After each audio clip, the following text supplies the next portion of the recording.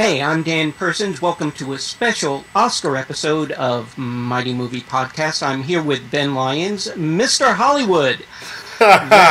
No, that appellation doesn't seem right, does That's it? what my friends make fun of me for in high school, so we got to go for something different than that. What's up, man? I love your guys' show. I've been on before, and I appreciate you having me back.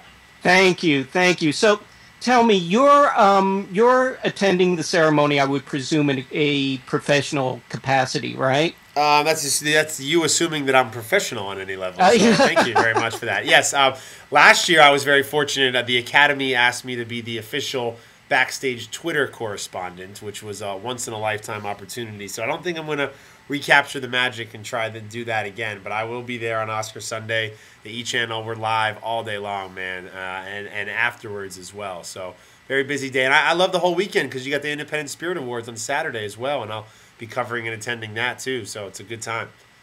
That's true. Where is your heart most sincerely with indie spirit or the? Honestly, Dan, my heart is just with good movies. Whether it's indie, whether it's a huge blockbuster like Inception, an animated film, a film like Beautiful, which I'm happy that Javier Bardem is in the mix for a Spanish language film. I mean.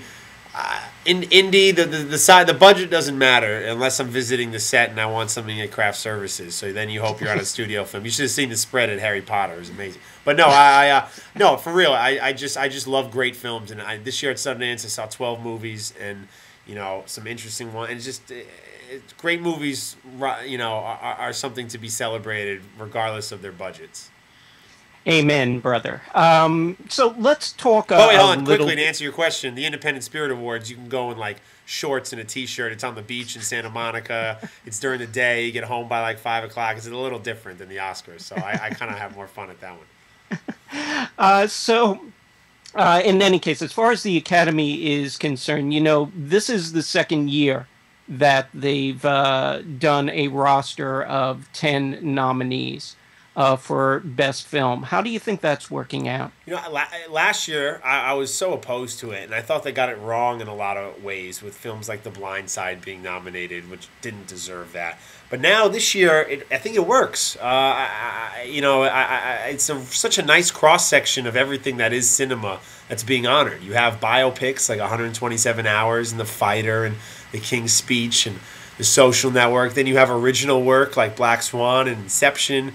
You've got great films that have been done. You have a remake that's nominated, and True Grit, and an animated movie, and independent films. So there's something for everybody. And I think while 2010 was ultimately a rather forgettable year in terms of films and a disappointing year for the business side of Hollywood at the box office, I do think that these films that are nominated this year are worthy of praise, and having 10 of them, I think, works. Each one is very deserving. There isn't one on that list where I say, you know what, I didn't like that movie at all. I didn't think it deserved that. I thought, Winter's Bone getting a Best Picture nomination is going to get people to go out and see that movie now. If there were 5 films nominated, it probably wouldn't be in that mix. So I think it's good in some respects. It's growing on me, if you will. But let me ask you, when you make that point, something like Toy Story 3, do you really think that, here again, if it was a roster of 5, it would have made the cut? WALL-E got close a couple years ago in the roster of 5, and I think Up, had it been a roster of 5, would have been in that mix. And Toy Story's a great movie, man. It's the best of the 3. That third act will not leave a dry eye in the house. Forget being animated. Yeah, it's deserving of praise outside of the animation category. So whether that means being in the top 5 or the top 10, we'll never know. If there's 5 films nominated, there's going to be a 6th that says, hey, we should have been invited to the party. And this year, that film is Blue Valentine. I thought that film deserved a nomination, and it didn't. It seems like it's the 11th film on the outside looking in, and that's what happens sometimes. But you're right, Toy Story, would it have been nominated for the 5? Probably not, but I think it's worthy of some recognition. For me, by the way, it would have been Never Let Me Go. Oh, yeah. So you're the one who liked that. Yeah, I'm not alone. No, people. Bourgeois. I love me some Keira Knightley, man. She's all top favorite. She could read the phone book and she'd have my $10, I think. So what do you think? There is this roster of 10 films, and really, I mean, the odds when you look at them have narrowed down to two films. And from what I've been presuming, actually, Harvey Weinstein is somewhere in a basement in a robe, brandishing a knife towards a goat that's strapped to a stone altar, don't you think? Yeah, nobody does an Oscar campaign like Harvey does, huh? I mean, from Shakespeare in Love to Good Will Hunting got Oscar love for Williams and Matt Damon and Affleck, and now with The King's Speech, he really thrives during this season. And I tip my hat. We were talking about Blue Valentine. I tip my hat to him for getting that film, helping producer Jamie Patrickoff and his team get that film down to an R rating, so more people could go and experience it. You remember it was originally an NC-17, and Harvey campaigned to change that. And so he is. I've never done business with him, so I probably have a different understanding of the man, the myth, the legend that is Harvey Weinstein than some of my friends who've had to work with him. But I appreciate the platform he's given filmmakers, man, and the way he's brought independent film to the mainstream. And guy works his ass off. You see him at every event. You see him at every premiere, every festival. He's seeing the movies, and yeah, he really. He overtook The Social Network to have The King's Speech now be the heavy favorite going into Oscar Sunday. I can't really knock him for having brought over the decade some goddamn good shit. And Tarantino, man, just giving a guy like that an opportunity to tell stories, and what that does to other films that he's not even a part of. I mean, Tarantino, one of those filmmakers that has been emulated, duplicated, a dozen times over. He owes that to Harvey Weinstein, who believed in him when nobody else did. This is kind of make or break for the Weinsteins this year, isn't it? It is. It is a very important time. They spent a lot of money at Sundance, man. They went out and got that Paul Rudd movie, My Idiot Brother.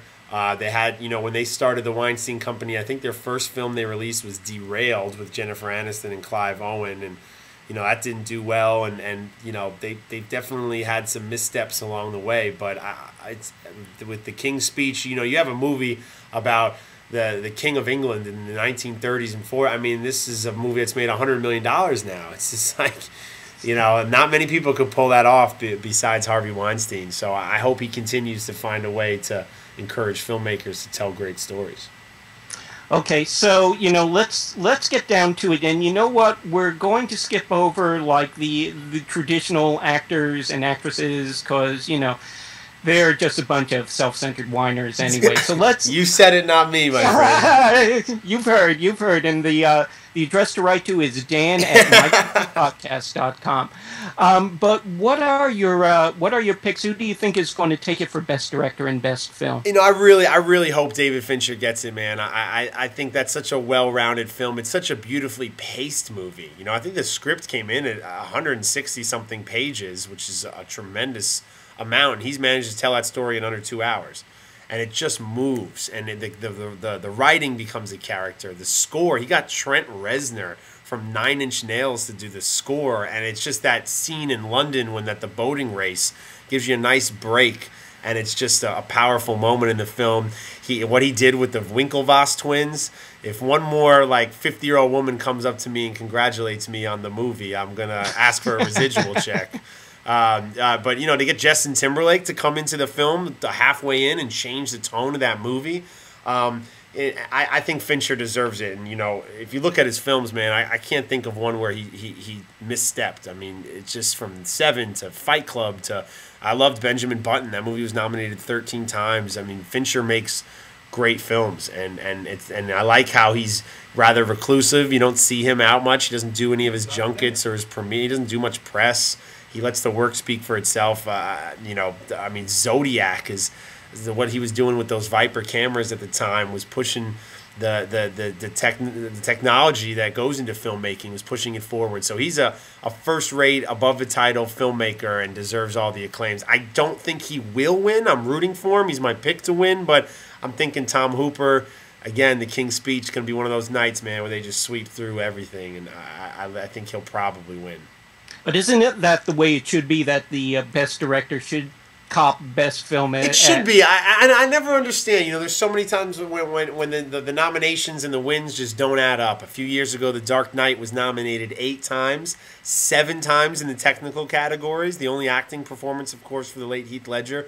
So if you're in charge of the best sets and editing and cinematography and lighting, aren't you the best director? Like, who's in charge of all that shit? It's the director. So, I mean, the fact that Nolan is again overlooked for Inception, man, they're gonna give him an honorary Oscar before he turns 50. I guess it's just crazy. So look for him. I'm calling that early on your podcast right now. Look for Chris Nolan to receive a Best Director nomination for the next Batman movie.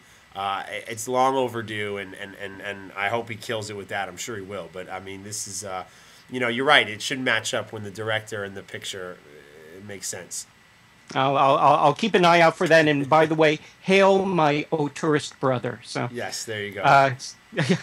In any case, before we go, not unlike a stormtrooper under the thrall of Obi-Wan Kenobi, I am compelled to ask you a question about what else you're doing in relation to the Oscar ceremonies. I've always approached movies by having a good time and approached everything in my life by having fun. And I'm working with Yellowtail Wine and ReserveYourNight.com, where you can go online and you can see my wine and movie pairings. People always are pairing food and wine, and people always talk about what to do for an Oscar party and stuff. So I've been working with Yellowtail Reserve for a while, and it's a fun way to incorporate the spirit of the Oscars and the spirit of just having a good time with the movies. So you can go on ReserveYourNight.com, see all the lists of nominees, get my thoughts on the movies, and which wines are paired with which films. It's a lot of fun, and I hope you check it out. Are you including a good portion of classics in there? Well, we did that in September. You can go on the site and you can see my pairings with some of my all-time favorite movies with different wines. So I did that in the past, and then we got together for Oscar time and said, let's do something that speaks to this year's nominees. So yeah, there are some oldies and goodies in there as well. Okay. Well, Ben, I shall be. Are you going to be covering it anywhere on E or anywhere? Yeah, I will be on the E channel on Oscar Sunday. Of course, I'm on Twitter at I am Ben Lyons. If you can excuse all my excitement about Carmelo Anthony coming to the New York Knicks, there is some Oscar coverage in there, I promise. But yeah, we'll be on E all day on Sunday, man. So you should check us out.